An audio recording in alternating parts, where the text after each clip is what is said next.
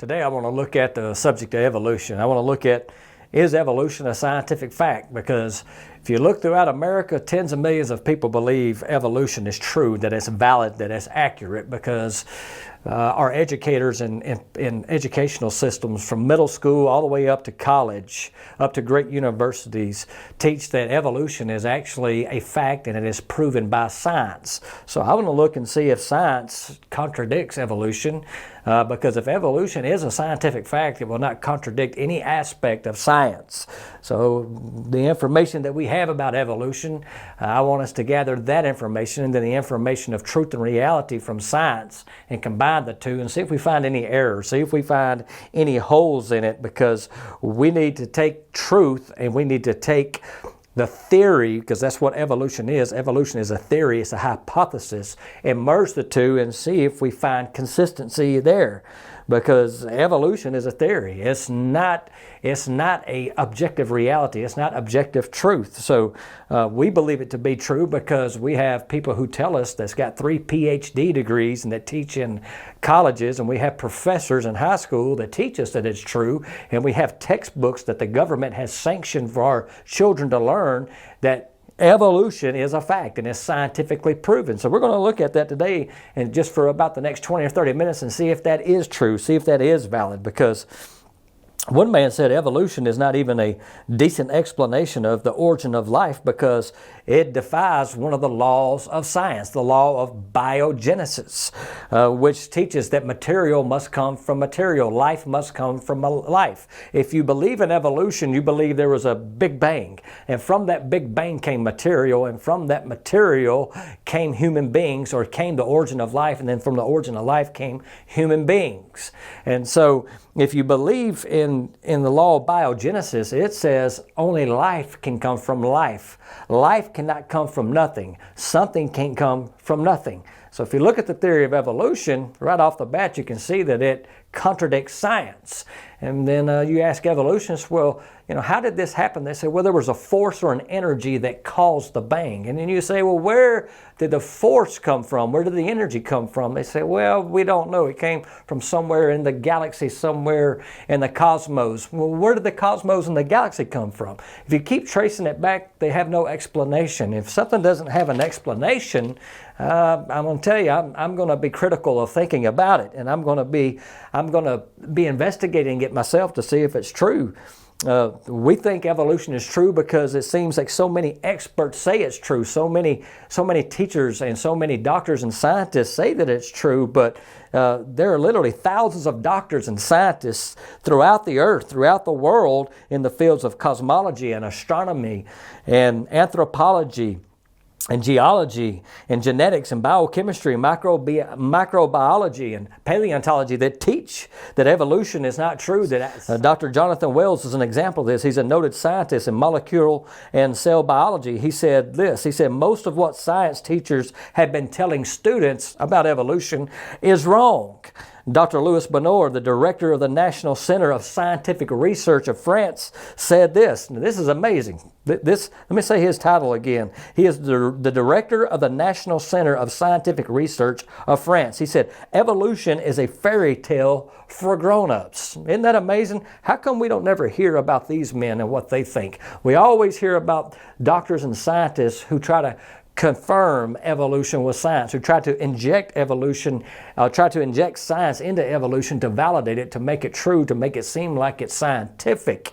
We put them on social media, we put them on TV, we put them in seminars at great universities, but the people that are experts also in this field, and scientists, and they're not necessarily Christians or creationists, they disagree with the theory of evolution based upon science, and they say it's not true. They say evolution is a fairy tale for grown-ups, some of them, but we don't exalt these people. We don't care about their opinions.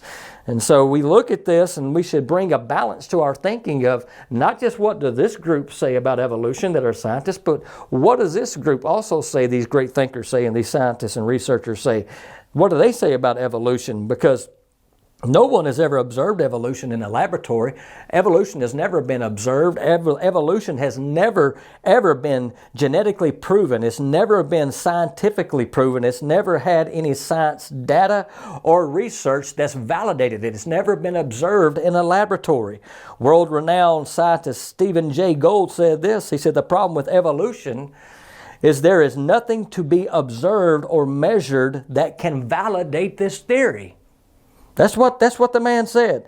World-renowned scientists said the problem with evolution is there is nothing to be observed or measured that will validate this theory. Nothing. And so how can we find such statements like this from world-renowned scientists and doctors, but we don't never hear about that? Could our educational system be hiding this from us? Our very government that tells our children, that instructs teachers to tell our children that they came from apes and monkeys, they're withholding other information that can invalidate the theory of evolution, the hypothesis of evolution. Why is truth being withheld from us? Why are we being told that a theory is a scientific fact when it's not? And we as Americans, one man said, are guilty of irresponsible belief. I read a book where a man said that we don't have responsibility of our belief systems because we don't validate what we believe is accurate or true. We don't investigate what we accept as truth and as objective reality to make sure that what we believe is in actuality valid, that is factual. And see, we just take what people say and we take it and run with it and say, well, this got to be true because a scientist said it's true. Because this doctor has 3 PhDs, it must be valid and true. And we say also that doesn't the fossil record prove that that evolution is true? Doctors and scientists will also make that argument, but only a history of consistent non-change stability has come from the millions of fossils that's been discovered over the last 50 to 70 years. Millions of fossils that's been discovered. It's been a consistent non-change in the fossil record of species to species. So there is no change within the species. And if evolution was true, there would be untold tens of millions, probably hundreds of millions, scientists say, of records of fossils showing change between species from one species to the next, from like an ape to a man. But you don't have none. We have hardly any. We have zero, matter of fact, that can be proven genetically or proved in DNA as well. Paleontologist Dr. David Ropp said this, the University of Chicago. He said 150 years after Darwin's theory, we have even fewer examples of evolutionary transition because paleontology has never provided fossil evidence for gradual change as evolutionists theorize. And you know, I'm thinking about this too. There was a fossil that was found of a fish called the Seleucinath, and the Seleucinath was supposed to be one of the things that we looked at when we found this fossil and said this fish was transitioning from one species to the next because it had different fins on it and a different tail on it, and they dated this fossil back 66 million years, and then they caught that fish actually in the early 1900s, proving that fossil and how old that fossil was discredited, proving that fossil account and that fossil record and that theory and that myth, or that theory and that hypothesis was just that. It was a myth. And so if we can't trust the fossil record on a fish, if we can't trust the fossil record, you know, it'd be one thing to be off 66,000 years or 660,000 years, but these people were off 66 million years. These scientists were off 66 million years, and they got it 100% wrong when they caught that fish. So that's enough to make me doubt the fossil record. And there's been a lot of fossils that's been discovered that discredits evolution, that evolution is valid and true through fossil records. But I don't have time to go into all those. Do your own research and your own study. Dr. Niles Eldredge and Dr. Stephen Gould, both renowned scientists, they abandoned the position of macroevolution, change from one species to another species. They both abandoned that position. because they said that there's no evidence and there is no proof of macroevolution. That's basically what Darwin teaches, change from one species to the next. But they now embrace what they call punctuated equilibrium, that there's change between a species because of a cataclysmic eruption or a cataclysmic cause, like an asteroid hitting the earth, or possibly like an earthquake. Something cataclysmic caused fast change. So you have change between species with speed, not with gradual process over hundreds of millions of years. But this also is a theory. It's a hypothesis. And I want you to notice something. You see how the hypothesis of macroevolution has been dispelled through the fossil record. And now, because that cannot be proven, you have two noted scientists that say, well, we're going to come up with a new theory called punctuated equilibrium. You see, evolution changes. The theory of evolution changes up and down, but the creation account is consistent. It's been consistent for thousands of years by those who love God and serve God. We believe God created the heavens. We believe God created the earth. We believe God created the grass and the lilies and the flowers of the fields and the trees and the fruit trees and the vegetables and the skies. And He created all the land mammals and all the sea creatures and the birds that screech across the sky and the human beings that live on the earth. We have one consistent theme that has not went up and down as evolution has. And because evolution can be dispelled and because evolution can be proven not to be true from the fossil record and from the laws of science, it's inconsistent, but creationism is consistent. We have one not theory, but one fact and one true and one story, that God is the originator of life, that God is the purpose for human beings. The famous evolutionist, atheist Dr. Richard Hawkins also said this, he said this. He says, if you meet somebody who does not believe in evolution, that person is ignorant, that person is stupid, or that person is insane. And I say no to you because, number one, I'm not ignorant and I'm not insane, because I'm not ignorant because science contradicts evolution. I'm not stupid because biogenesis teaches me something cannot come from nothing. And number three, I'm not insane because I'm not crazy enough to believe that everything that I see with my eyes came from a big bang. So, Richard Dawkins, you're wrong on that. Remember, science is a fact. Science is a fact. Science validates itself because it's based on truth. It's based upon objective reality. And evolution is not science, and science is not evolution. Evolution is a theory and a hypothesis trying to grab and latch onto science to validate itself. But science does not validate evolution. Someone says, well, just as time and knowledge goes on, evolution is validated over time. No, evolution actually invalidates itself, because over 130, 40, 50 years they believed macroevolution was true, and now many scientists are abandoning macroevolution for punctuated equilibrium. They're changing their mind because they can't find any evidence for it. They can't find any science for it. So actually what you thought was true if you're an evolutionist 30 or 40 years ago, you had to change your mind because there's no evidence for it. If you thought it was true 30 years ago, and now you're finding out that it's not, now that you're finding out that it's not true, then it wasn't true 30 years ago. It wasn't objective 30 years ago. It wasn't reality 30 years ago. It was untrue. So what you're believing now, 30 years from now, it'll probably be untrue then.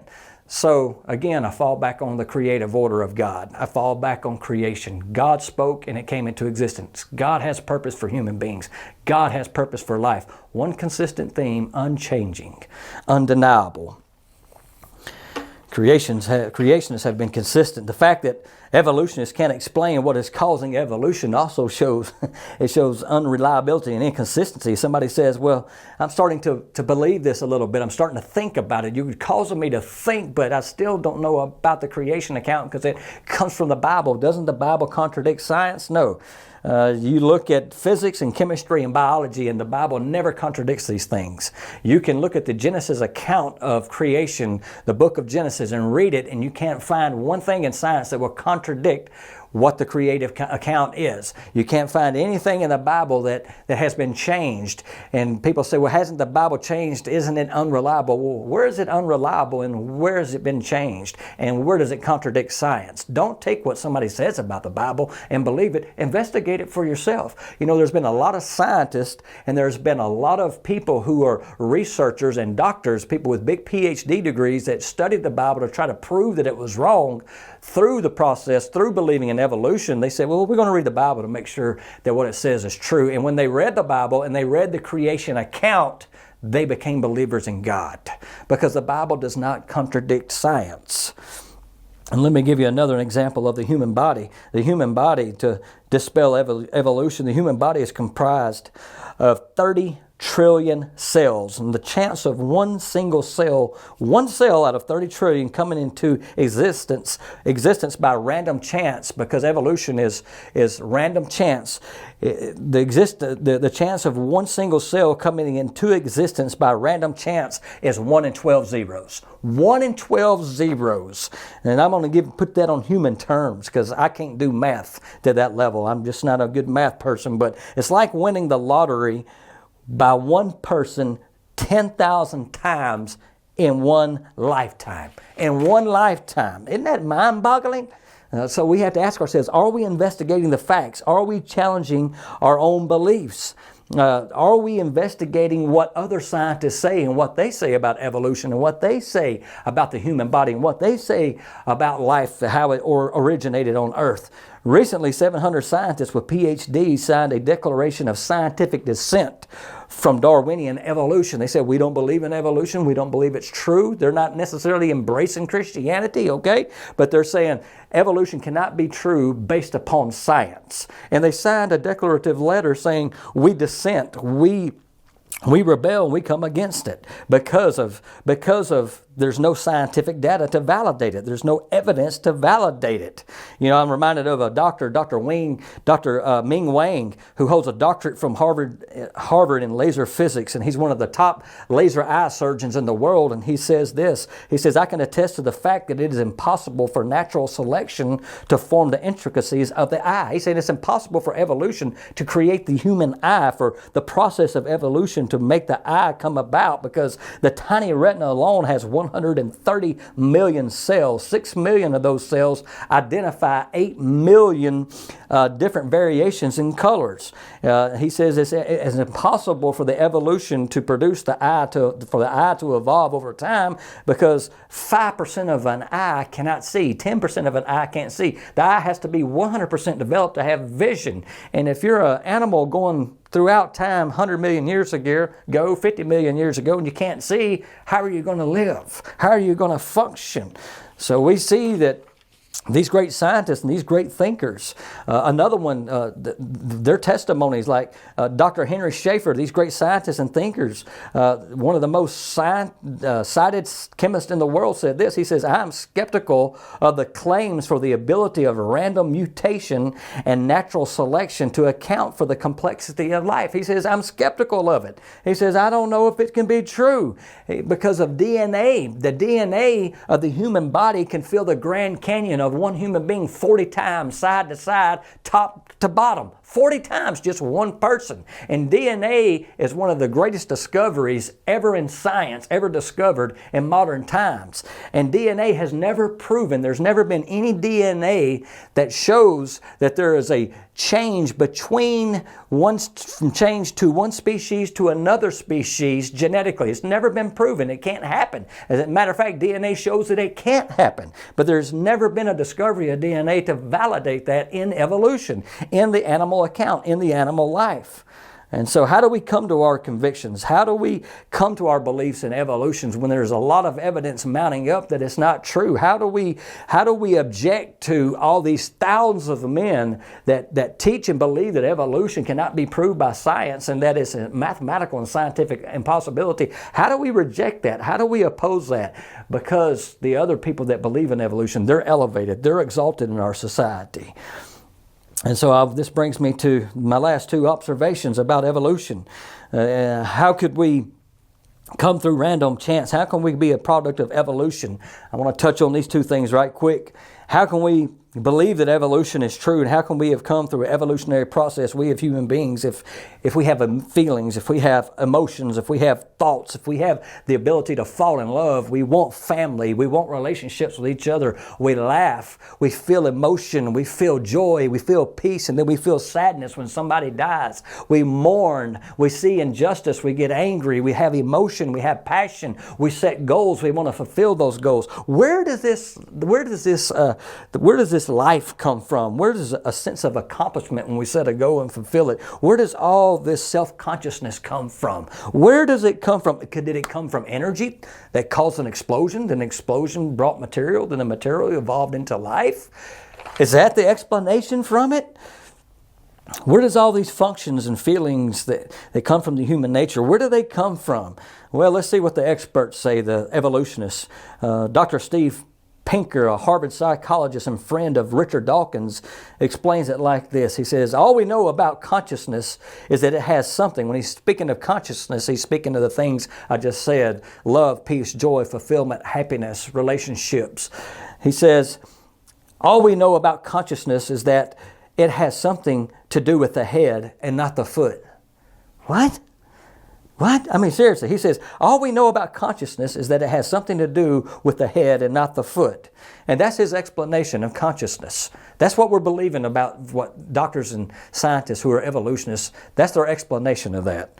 And maybe the world-famous atheist Dr. Richard Dawkins can help us out. Richard Dawkins said this. He says, neither Steve Pinker nor I, talking of the guy I just quoted, can explain human subjective consciousness. He can't even give an explanation of why we love, of why we don't want to die and we want to live, why we have purpose, why we have relationships, why we want to be married, why we want to have children, why we want to be connected to each other. They don't offer any explanation. They just say, well, we know one thing, it's not coming from the foot, it's coming from the head. That's their explanation. And we're putting our faith and trust in people like that to educate our children and teach us what life is about, that we came from monkeys, that we evolved from monkeys and apes. Seriously, how would any rational human being listen to people like that? I'm serious. You know why we listen to them? Because they got 12 years of education, because they're on NBC Nightly News, because they're all over the internet, because they give big speeches at colleges, because they're intellectually superior to the rest of our culture and society. So we elevate them and say, look how great they are. They're such great thinkers. They wrote a book that 5 million people bought. Why? They are guest lecturers at Princeton University, Harvard and Yale and Stanford. Let me tell you something. A force field, an explosion cannot cause consciousness and love and creativity and a will and emotion and passion and purpose. Where does this come from? It comes from God Almighty. Point number 2, if life is a random event and we are constantly evolving and changing, how do we know what we believe about right and wrong is true? How do you know what right or wrong is true? Where does the standard of right or wrong come from? Do you believe rape is wrong? I do too. Do you believe murder is wrong? I do too. Do you believe that theft is wrong? I do too. But what if somebody else doesn't believe that? If you're an atheist, if you're an evolutionist and you believe that, where does your standard of right or wrong come from? Where does truth come from? Because if we're all coming from a process of evolution and there is no standard of right and wrong, and we came from nothing, and we're living from nothing, and when we die, we're going to nothing, who knows what they believe, whether it's accurate or true or valid? It's your opinion. It's your truth. And if somebody else has a different truth from yours and a different opinion from yours about morality, then how can you judge them and say that what they believe is untrue? Because there is no standard of right or wrong, because we came from nothing. See? It doesn't make sense, friend. Evolution doesn't even make sense, because everybody's free to make their own rules to live the way they want, and nobody can say my rule is greater than your rule, because we all came from nothingness. It's the fact that we have a conscience. It's the fact that we have a standard of morality inside of our hearts. Most human beings, if you're a person that lives on an island and you've never been exposed to a court of law or to humanity, and there's only 5 people on that island, they were born on that island and they lived on that island, they would know from their character, from their conscience, they would know not to steal from each other. They would know if they hit somebody over the head with a rock and killed them, they would feel guilt. Where does that guilt come from? Where's the consciousness of doing something wrong come from? They would know how to procreate. They would know how to have relationships and live and laugh on that island. They would know how to communicate. They would know that they would have a purpose to live. Where does that come from? That comes from God. How do they know what right from wrong is? It comes from God. God, the Bible says, has put eternity into our hearts. God has put consciousness in our hearts. God has put laughter. God has put fulfillment. God has allowed us to mourn and be sad when somebody dies. God, when we see injustice, we know injustice is there because God has put justice and His law in our hearts. We know things are wrong and we know things are right because God has put it inside of us. God is the standard. And if natural selection and evolution is true, you have no right to tell anybody what they believe is right or wrong because there is no standard of right or wrong. And see, if natural selection is true, then how can we judge anybody for believing the way that they believe if it doesn't fit into our belief system? Because we're just a process of natural selection. If humans make up in their own minds what is justice or what is right or what is wrong, then how is that we condemn or condone what people do or don't do? And these scientists and these professors and these elite people that teach us about evolution, that we evolve from animals and we evolve from beasts and we naturally have an instinct to survive and rise above other human beings at their disposal. Whatever we've got to do, whatever we got to afflict upon them, it's just our nature as human beasts. Our human natural animal nature is to rise up and to survive from the other species around us. That's what they teach, evolutionists and doctors. If that's true, then why are we condemned if we ever do something wrong? We're just trying to survive and be the fittest. You see, these scientists and professors that teach us that we're just from animals and beasts and that we naturally evolve from animals and we're surviving to be the fittest, and they're saying, well, you're just mere beasts, you're just human beings that came from beasts, but yet these same men, they protest racial and gender injustice. You see, they teach us natural selection is a normal process in human nature, yet protest fascism and dictatorship and injustice. You know, isn't that a moral contradiction? Isn't it a moral contradiction to say you must live this way and you must do this way and you must believe this way, but yet when, you came from an animal, so, you're supposed to be the survival of the fittest and you can't help being the way that you are because you came from a beast. See, this makes no sense, friend. It's a contradictory, it's a moral contradiction. If evolution is true, then there will never be an absolute truth. And people say, well, I don't believe in absolute truths. And I say, well, do you believe murder is wrong and rape is wrong? They say, yeah. I say, are you absolutely sure? And they go, yeah. I say, well, you believe in an absolute.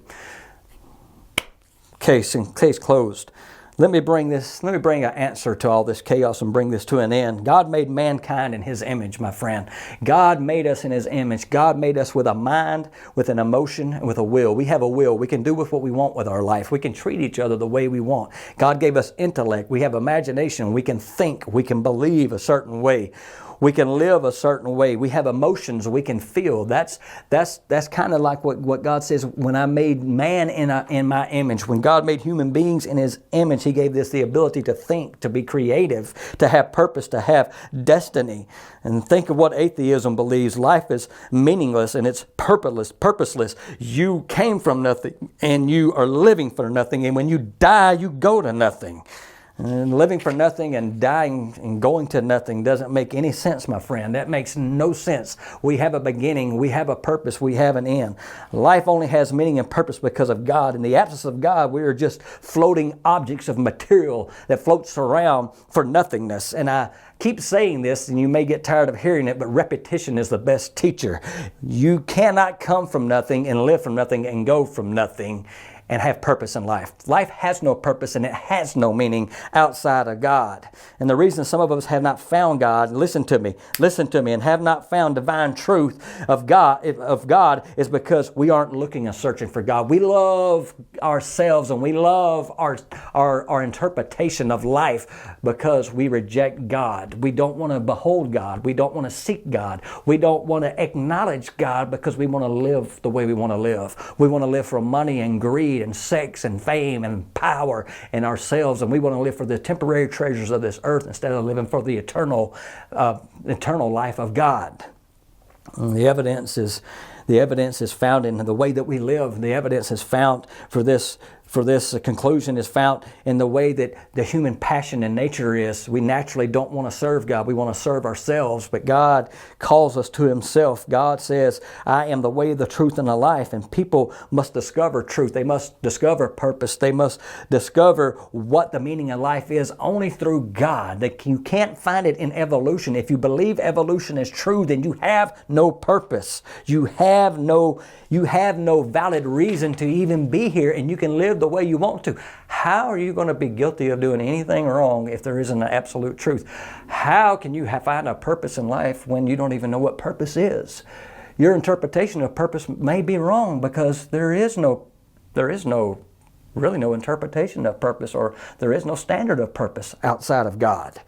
Society no longer cares about seeking God and seeking truth and seeking the purpose of life. We seek convenience and comfort at the expense of our own doom. And we reject God, if we're honest. We reject God and we embrace evolution, a lot of us, because we don't want the sins of our heart exposed. We don't want to change our life. We don't want to change our thinking. And we know if we encounter a holy and righteous God that we will have to change our lives and we'll have to come under authority. People want to believe in evolution and embrace evolution because they don't want to come under authority. The greatest lie ever told is there is no absolute truth and there is no God. Why? Because if there is no absolute truth and there is no God and there's no purpose for life, then there's no consequences for our action. There's no accountability and there's no purpose, and you're free to live life the way you want to feel what you want, to live the way you want, and think the way you want. But that only brings death and destruction. That's all it brings, and that's as good as Satan wants.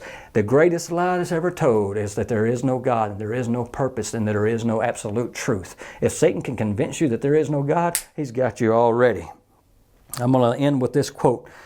A man said this. Guess and see who said this. I did not believe in God. I did not believe we were here for a purpose. I'm going to die, and that's the end of me. I'm going to read it one more time. I did not believe in God. I did not believe we were here for a purpose, just what we've been talking about. And I'm going to die, and that's the end of me. I come from nothing, I'm living from nothing, and I die, I go to nothing. So what does it matter? You know who said that? Jeffrey Dahmer, world-renowned serial killer, killed human beings and ate their flesh. And if a serial killer thought that, he had the mentality, I live for nothing, I'm going to nothing, and I die, I'm going to nothing. So what does it matter? I'll tell you something, friend, evolution is a dangerous mindset. It is a dangerous satanic mindset. There is a God. There's a God that created your life, that created us for purpose. The scriptures are true. You discover God through Jesus Christ. I implore you, come to God today. It's only through Him that we find purpose. God says, I've set eternity in your heart. God created us. My pastor says God created us on purpose, for a purpose. Your life matters. You don't have to walk around saying, I came from a monkey. I don't even really know what life is. My life is the definition of life. Who wants to live like that? You want to discover truth. If you had a child and you telling that child said, what's the purpose of life? What are you going to tell them? Oh, it's whatever you want it to be. Hey, you want to go throw yourself into a river? Go ahead. You don't want to wear clothes and you want to go drink liquid plumber and eat poison? Go ahead. Life's whatever you want it to be. You wouldn't do that to your child. God doesn't do that to us. We are not free to think the way we want, to believe the way we want. Evolution is not a scientific fact, my friend. I haven't even scratched the surface on this. For the sake of time, I haven't even scratched the surface on this. Creationists have always had one consistent theme, one consistent belief. There is a God who created the heavens and the earth and who has a purpose for us. Come to God today and abandon evolution.